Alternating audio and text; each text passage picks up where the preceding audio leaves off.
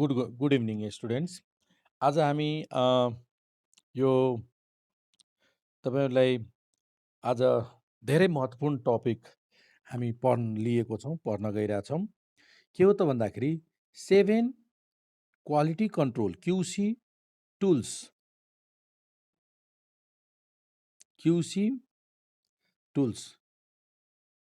For quality journey for quality journey 7 quality control tools for quality journey. यानि quality जर्नीको meaning के भयो? क्वालिटीको क्वालिटी प्राप्त गर्नको लागि, प्रोडक्ट अथवा सर्भिस क्वालिटी प्राप्त गर्नको लागि सपोर्ट गर्ने टुल्सहरू, यसरी क्वालिटी प्राप्त गर्नको लागि डिफ्रेन्ट प्रोसेस मार्फत डिफ्रेन्ट एक्टिभिटिज गरिन्छ। ती एक्टिभिटीमा सपोर्ट गर्नको लागि टुल्सहरू प्रयोग गरिन्छ, हो त्यसलाई के भन्छ? Quality control tools. र अहिले 7 क्वालिटी कन्ट्रोल टुल्स हामी पढ्न गइरहेका छौँ यो क्वालिटी जर्नीमा, है त। क्वालिटी जर्नीको लागि क्वालिटी इन्हान्समेन्टको जुन जर्नी छ नि, त्यसलाई सपोर्ट गर्नको लागि सपोर्टको लागि टुल्स प्रयोग गरिन्छ, हो त्यसलाई के भन्छौँ? 7 क्वालिटी टुल्स। अब हेर्नुहोस् त, 7 यो 7 क्वालिटी, यस, सोध्नुहोस् त। सो हेर्नुहोस् त, क्वालिटी अघि नै भनिसकेँ, अब यहाँबाट सुरु गरौँ त। 7 quality control tools are the basic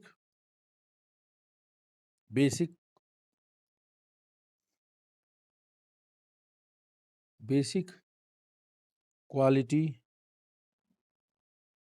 control tools which helps in solving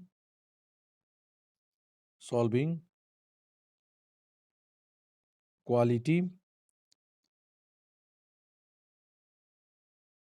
related issues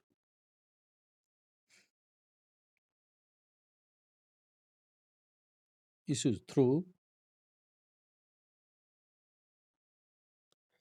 अब यो इस्युलाई सल्भ गर्नको लागि हामीले विभिन्न ठाउँमा के गर्नुपर्ने, यो 7 के अरे विभिन्न ठाउँमा के गर्नुपर्ने हुनसक्छ? डाटा इन्फर्मेसन कलेक्सन गर्नुपर्ने हुन्छ।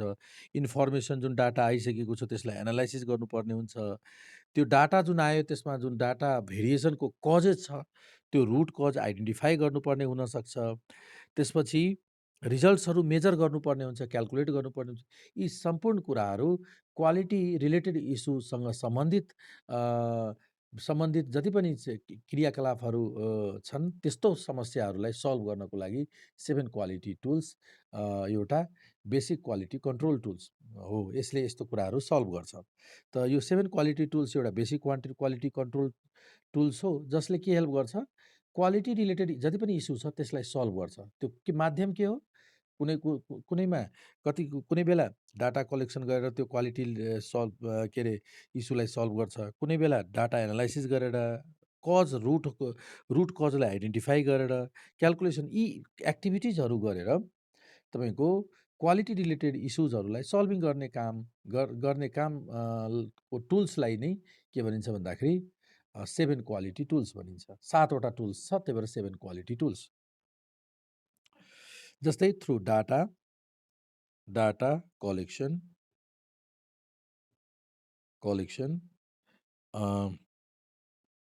Data analysis,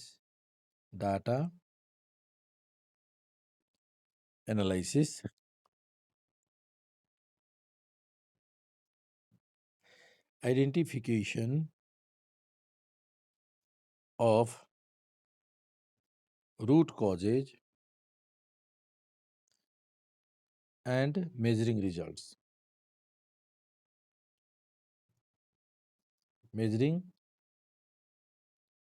etc। यस्तोलाई के भन्छ? यसलाई के भन्छ? 7 quality tools. And 7 quality control tools are 7 quality control tools are फर्स्टमा छ हामीले लेख्छौँ यहाँनिर चेकलिस्ट चेकलिस्ट यो सम्झिनु पर्ने भयो तपाईँहरूलाई चेकलिस्ट होइन चेकसिट चेकसिट दोस्रो छ cause and effect diagram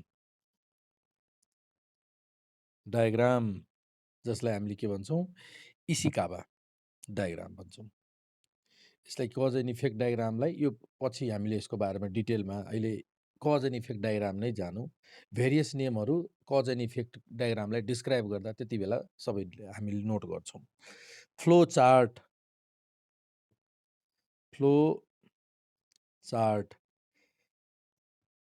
प्यारेटो chart अथवा प्यारेटो एनालाइसिस प्यारेटो चार्ट अथवा कतै कतै लेखेको हुन्छ प्यारेटो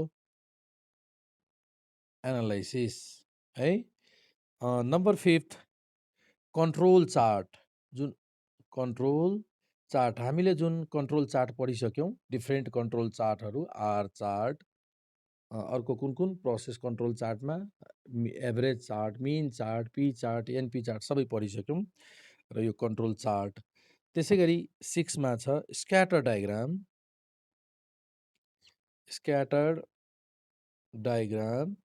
र 7मा छ हिस्टोग्राम यो 7वटा हामीले लिस्ट गऱ्यौँ यो 7वटालाई के भनिन्छ 7 क्वालिटी टुल्स यो क्वालिटी जर्नीमा यसले क्वालिटी इन्हान्समेन्ट प्रयोजनको लागि प्रयोग गरिन्छ हो त्यही भएर यसलाई 7 क्वालिटी टुल्स भनिएको हो अब चेकलिस्टमा कस्तो किसिमको एक्टिभिटिज गरिन्छ र त्यस्तो एक्टिभिटीबाट कसरी क्वालिटी इन्हान्समा सपोर्ट हुन्छ यी कुराहरू थोरै 2 लाइन 3 लाइन हामीले सर्ट नोट लेख्दै जाउँ है त यो 3 मार्क्स 5 मार्क्समा सोधिन सक्छ योभन्दा बढी थ्योरीको छैन ल तब यहीँबाट सुरु गरौँ सबभन्दा पहिला हामीले लेखिरहेछौँ चेकलिस्टको बारेमा डिस्क्राइब गर्न गइरहेछौँ हेर्नुहोस् यो चेकलिस्टले खास के गर्छ डाटा कलेक्सन मात्र गर्छ डाटा कलेक्सन गर्ने मात्र काम गर्छ है उदाहरणको लागि म यहाँ मेटिरहेको छु ल यहाँ मेटिरहेको छु फर्स्टमा के छ नम्बर फर्स्टमा चेकलिस्ट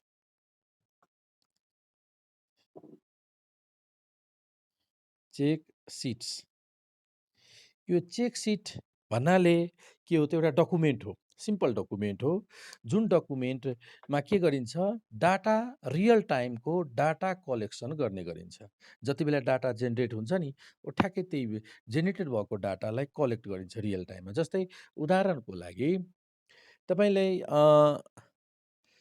कसैले डिफ्रेन्ट डाटा कलेक्सन गर्न दियो कि एउटा chemical fertiliser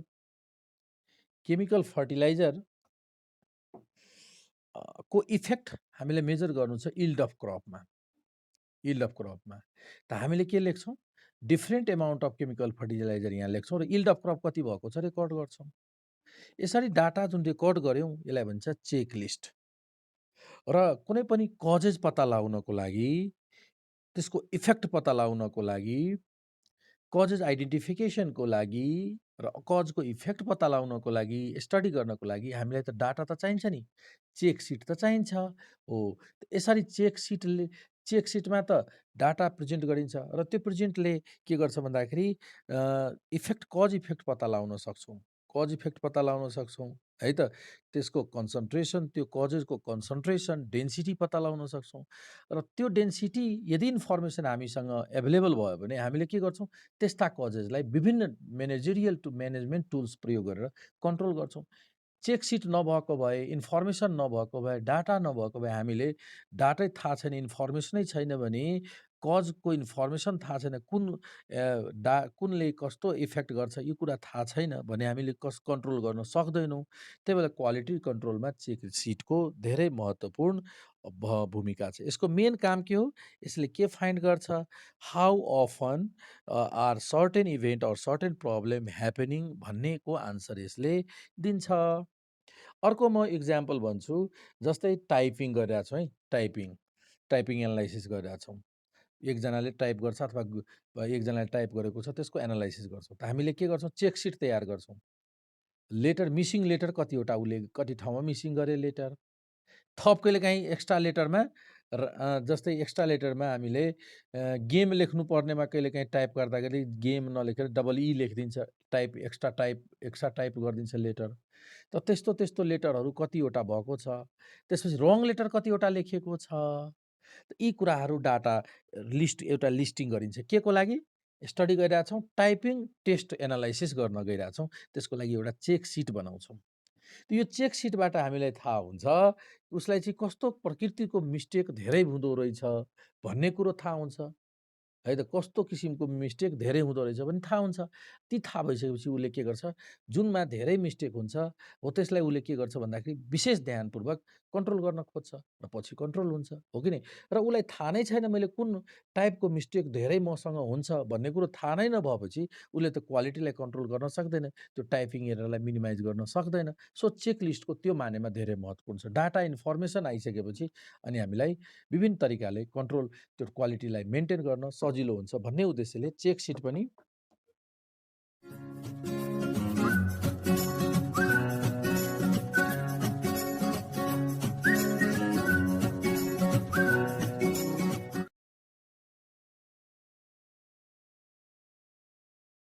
okay.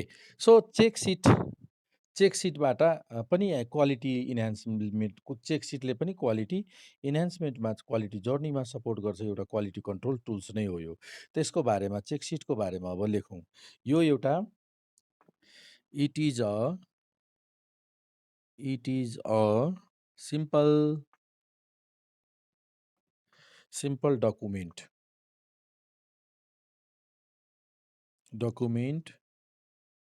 that is used for collecting data in real time and at the location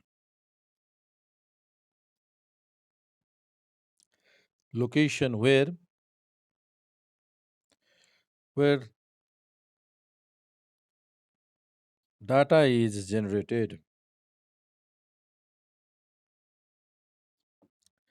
is generated.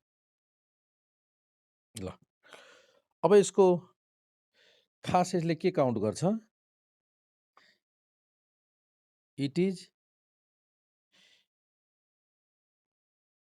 it helps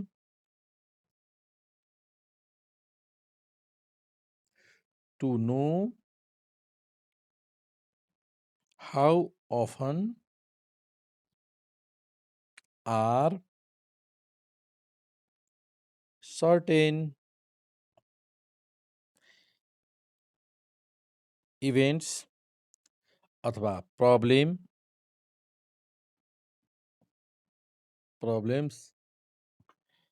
happening अथवा happened। ल, त यो भयो चेक सिट, बुझ्नुभयो? चेक सिट पछि अर्को छ हाम्रो second cause and effect diagram.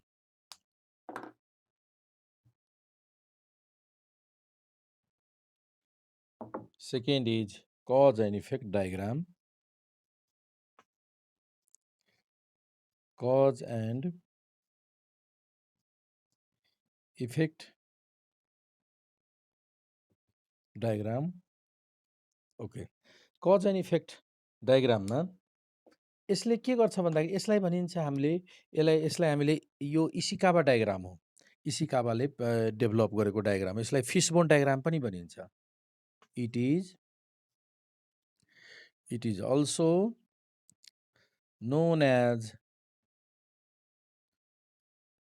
known as of fishbone known as fishbone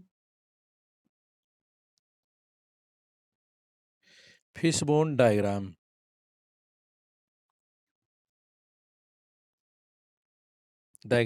यसलाई इसिकावा पनि भनिन्छ।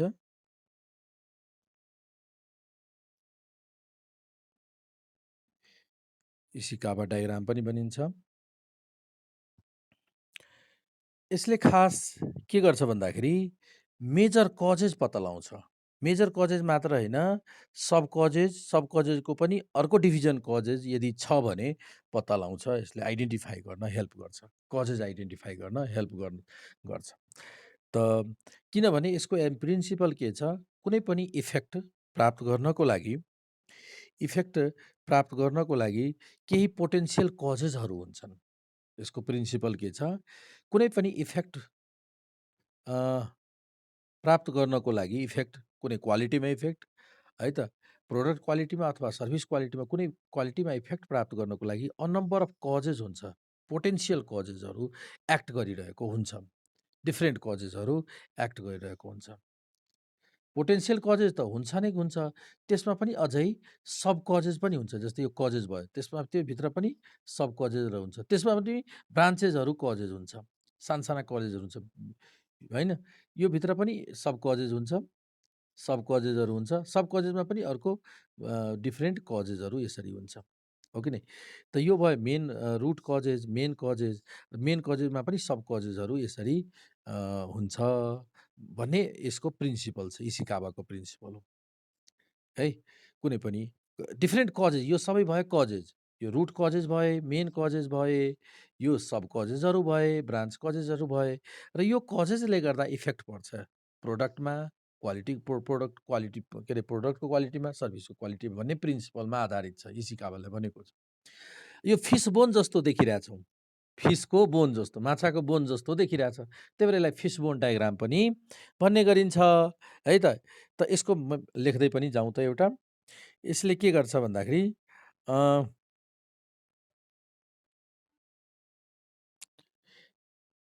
इट सोज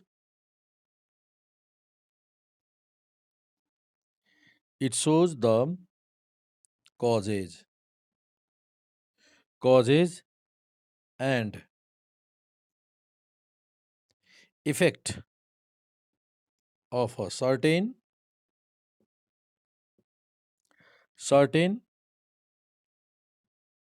event है त, अथवा प्रब्लम,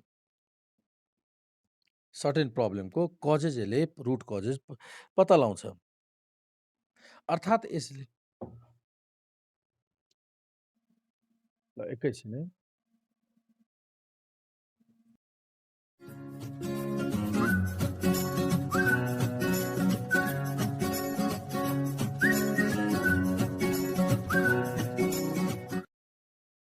ल हेर्नुहोस् त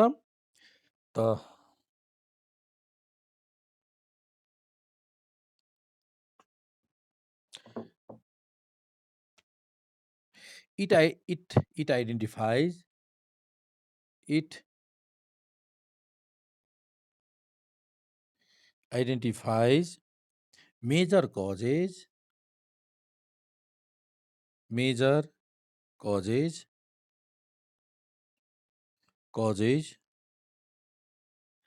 and breaks them down into sub-causes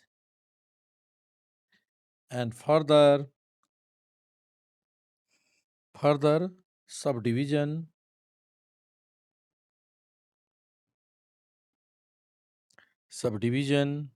if any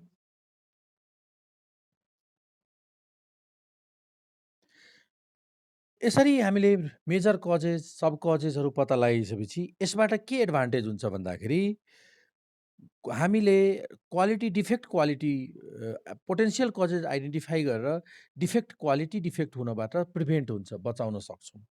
it prevents, यसले के हेल्प गरिदिन्छ? यसले खास आइडेन्टिफाई मात्र गर्छ, यसले प्रिभेन्ट गर्न हेल्प गरिदिन्छ। इट हेल्प्स, यसले मद्दत भयो नि त। कज पत्ता लागिसकेपछि हामीले विभिन्न टुल्सहरू, कज पत्ता लागिसकेपछि हामीले त्यहाँनिर विभिन्न टुल्सहरू, म्यानेजमेन्ट टुल्सहरू लगाएर, टेक्निकल टुल्सहरू प्रयोग गरेर त्यहाँनिर त्यो कन्ट्रोल गरिदिन्छौँ। थाहा पाउनको लागि, मेन रुट कज थाहा पाउनको लागि यो महत्त्वपूर्ण छ। इसिकावा डायग्राम, फिसबोन डायग्राम महत्त्वपूर्ण छ भन्न खोजिएको।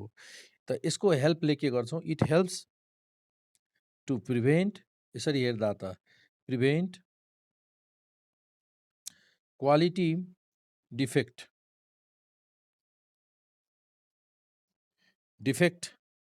quality defect by identifying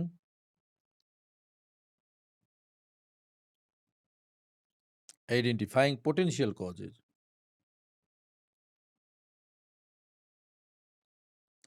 Potential causes. ल, त यसरी हामीले इसिकावालाई हेल्प गर्छ। बुझ्नुभयो सबैजनाले? अब यसपछि कुन छ? अर्को दोस्रो भयो। तेस्रो नम्बरमा भन्नुहोस् त। Flow chart. ल, नम्बर 3 फ्लो चार्ट। यो फ्लो चार्टमा जस्तै यसले प्रोसेसको स्टेप्स यसले डिस्प्ले गर्छ, प्रेजेन्ट गर्छ। कुनै पनि प्रोसेस छ, कुनै पनि प्रोडक्सन प्रोसेस हो अथवा कुनै पनि एक्टिभिटी हामीले गर्न गइरहेछौँ भने सिक्वेन्सियल अर्डरमा गर्छौँ, सिक्वेन्सियल अर्डरमै गर्छौँ। जस्तै एउटा र त्यो सिक्वेन्सियल अर्डरलाई यो फ्लो चार्टले एउटा डायग्रामेटिकल फर्ममा, सिम्बोलिक चार्ट डायग्राममा चाहिँ प्रेजेन्ट गर्छ, जे हामीले काम गर्छौँ। जस्तै एकदम सिम्पल एउटा इक्जाम्पल म भन्छु। तपाईँको के भयो? ल्याम्प चाहिँ जुन हुन्छ नि, हामीले टेबल ल्याम्प पढ्नको लागि राख्छौँ, त्यो टेबल ल्याम्प चाहिँ कामै गर्दैन। अब ल्याम्प डज नट वर्क। मानौँ एउटा साधारण एउटा प्रब्लम, समस्या आयो। के आयो त? ल्याम्प के भयो त? डज नट वर्क, काम गरेन ल्याम्प। अब के गर्ने? ल्याम्पले काम गरेन। अनि हामीले के भन्छौँ? ल्याम्पलाई प्लग इन गरेर हेर्छौँ। पहिला ल्याम्पले काम गर्दैन भने थाहा पाएपछि हामीले एकचोटि पहिला फर्स्टमै हामीले प्लग इनमा समस्या थियो भने प्लग इन गरेर हेर्छौँ, साँच्चीकै राम्ररी प्लग इन गरिएको थियो कि थिएन।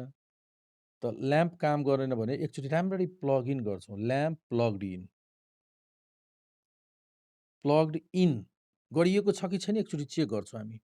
प्लग्ड इन क्वेसन मार्क भनेपछि ल्याम्प चाहिँ प्लग इन भएको छ कि छैन राम्ररी, है त। यहाँ हेर्नुहोस्, यस्तो diagram.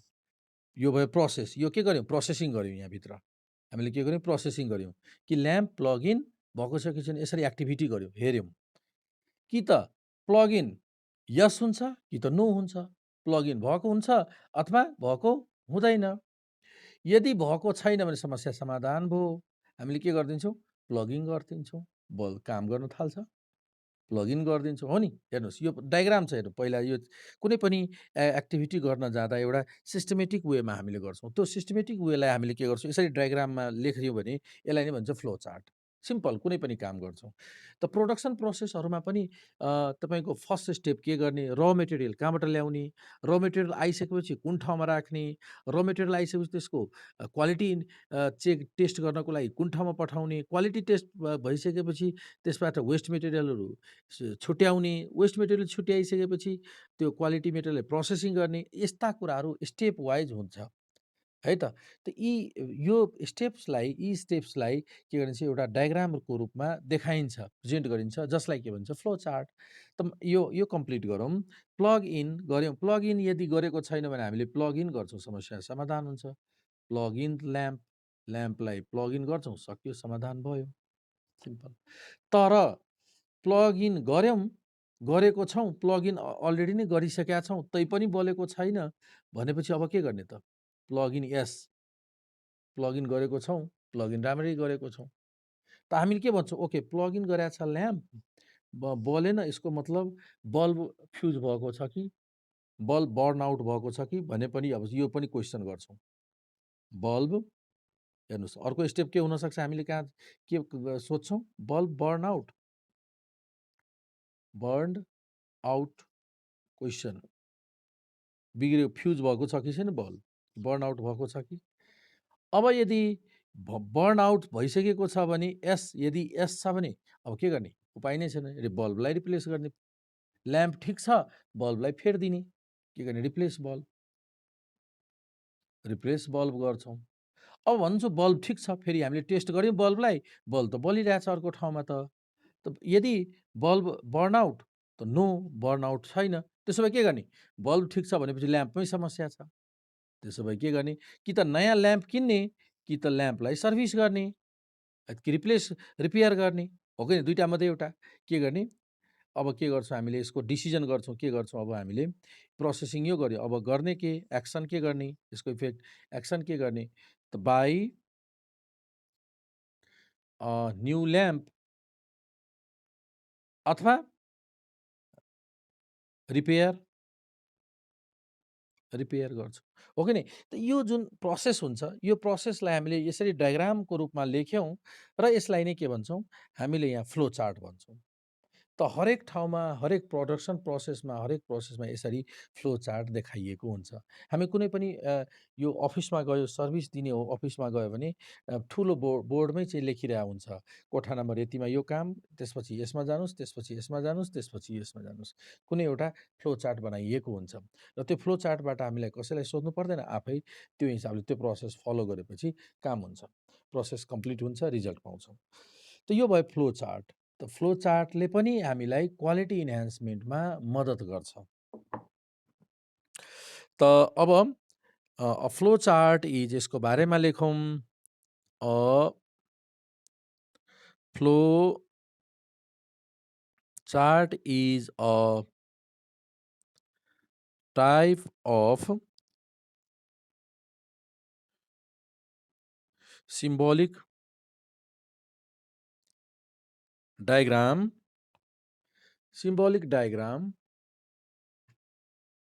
uh,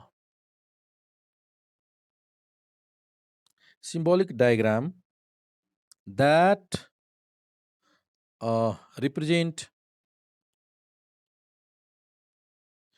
represents a process step by step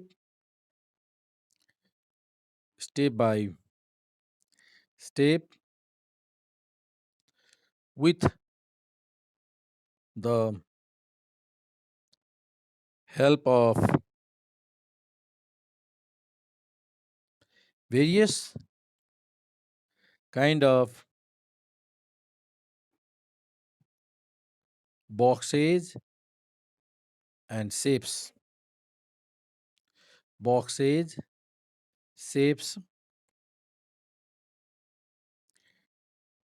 Shapes, and connecting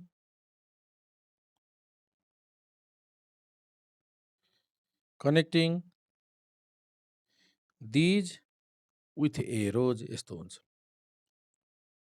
arrows. यसको मेन उद्देश्य के हो? यसले भिजुअल प्रेजेन्टेसन, प्रोसेसको भिजुअल प्रेजेन्टेसन चाहिँ देखाउँछ हामीलाई। यसको अब पर्पस के हो त? मेन पर्पस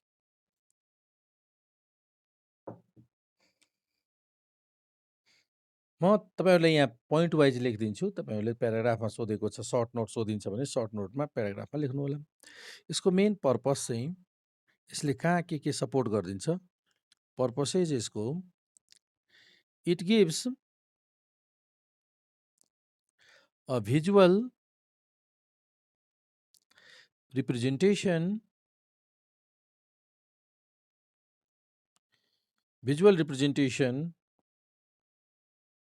अफ अ प्रोसेसको भिजुअल रिप्रेजेन्टेसन दिन्छ। अब यसले यो फिगरबाट हामीलाई के थाहा हुन्छ भन्दाखेरि, यसमा कुन स्टेप्स छ आइडेन्टिफाई गर्न मद्दत गर्छ र ती स्टेपमा मेटेरियलहरू के चाहिन्छ त्यो पनि हामीलाई आवश्यक मेटेरियलहरू पनि कुन स्टेपमा कहाँनिर आवश्यक पर्छ, यी कुराहरू पनि थाहा हुन्छ।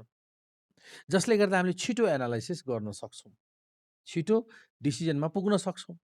त इट हेल्प्स, अर्को कुरो इट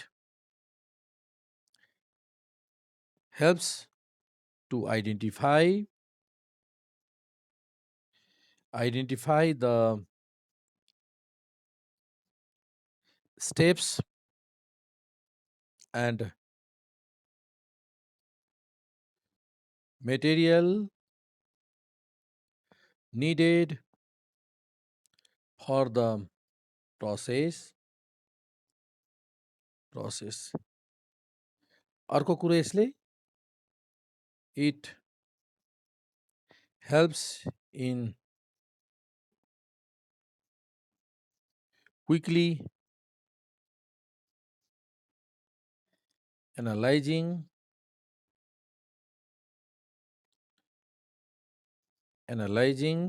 the process. यसको एडभान्टेज भन्नुस् अथवा उद्देश्य भन्नुस् यो यसले यसरी छिटो एनालाइज गर्दा हामीले क्वालिटीलाई इन्हान्स गर्न सक्छौँ। त्यही भएर यो क्वालिटी जर्नीको क्वालिटी कन्ट्रोल जर्नीको टुल्स नै हो यो। बुझ्नुभयो यो? अब यसपछि कुन छ?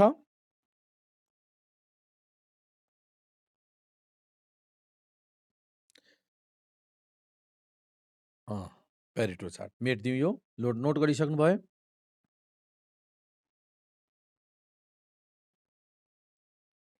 ल अब छ हाम्रो Pareto chart. Pareto chart number 4 हैन र?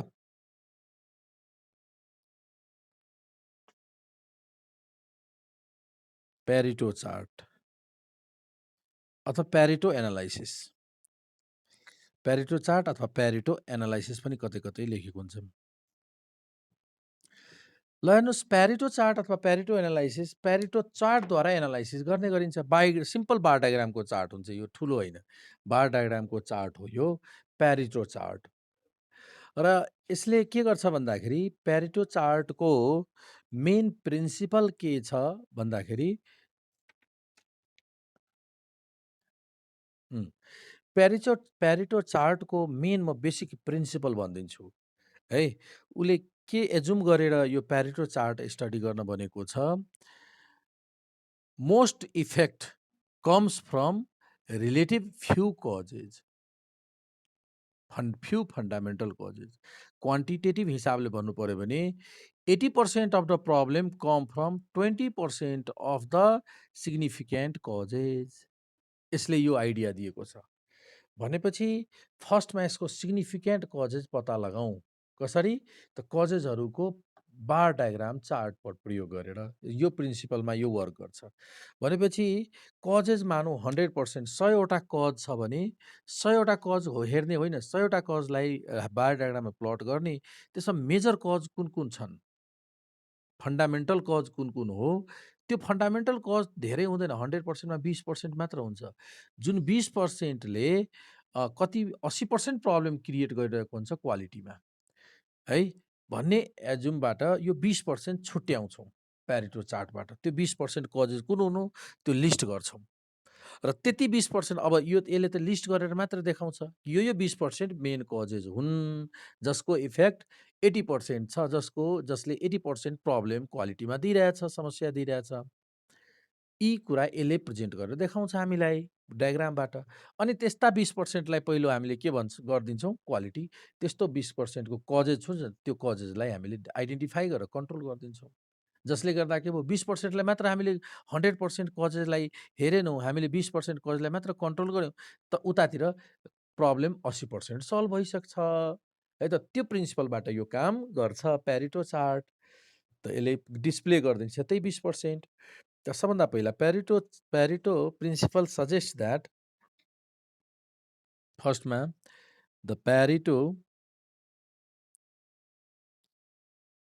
Principal suggests that the most effects come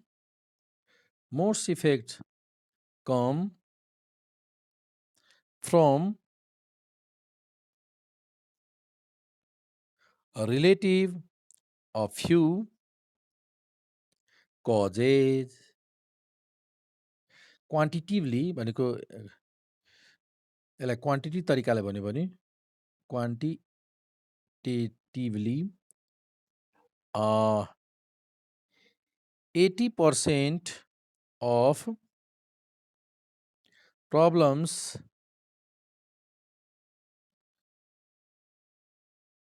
ए हो क्वान्टिटेटिभली भयो त come from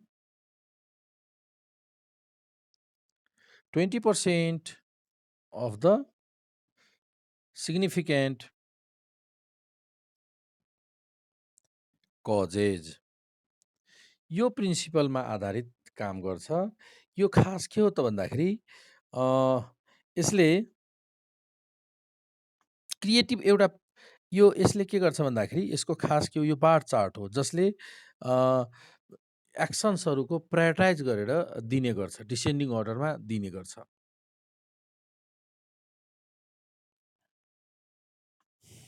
डिसेन्डिङ अर्डरमा यसले देखाउने गर्छ। It is a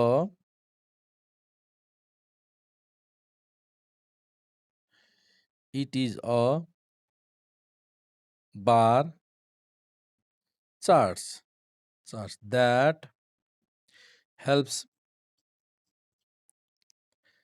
to prioritize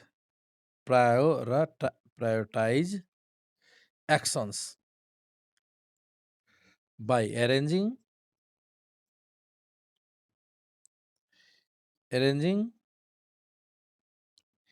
elements in descending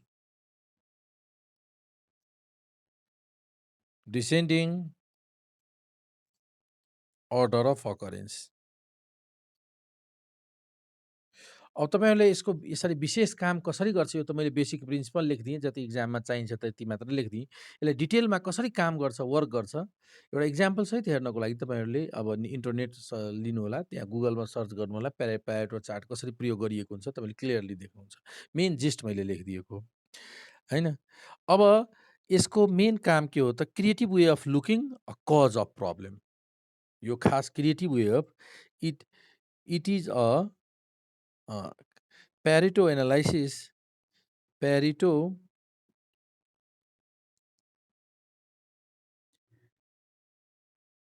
order of occurrence.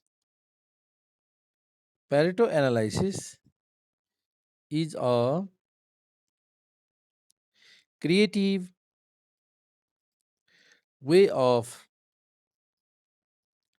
looking causes of problems. बस यति लेख्दा भयो। यो प्यारेटो एनालाइसिसको बारेमा भयो।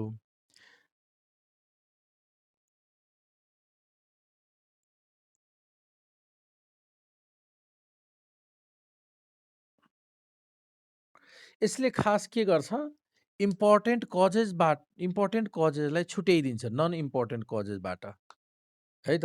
यसको प्रिन्सिपल के छ, it sort out the vital few from trivial many. Vital few थोरै जुन प्रमुख छ, असरदार छ कजेस, त्यसलाई छुट्याइदिन्छ ट्रिभियल मेनी धेरै कजेसहरूबाट छुट्याइदिन्छ। यी कुराहरू सबै लेखि नै सकेको छ हैन, यहाँ लेखिसक्यौँ। प्यारेटो एनालाइसिस क्रिएटिभ वे, त्यो कुराहरू लेखा छ कि छैन हामीले। यसले यसको मेन काम के भयो यो पनि लेखिदिन्छु म लास्टमा। इट सेपरेट्स, यो डायग्राम बार डायग्रामको प्रयोगले it separates important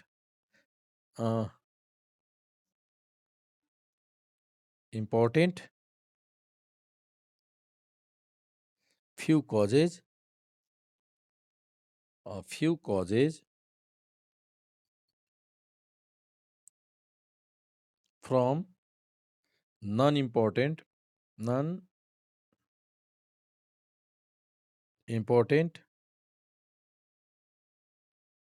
many causes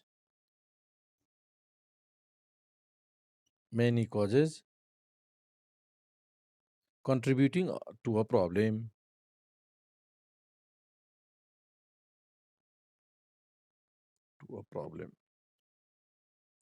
ल त प्यारेटो चार्टको बारेमा लेख्यौँ। अब हामीले 4 वटा लेख्यौँ।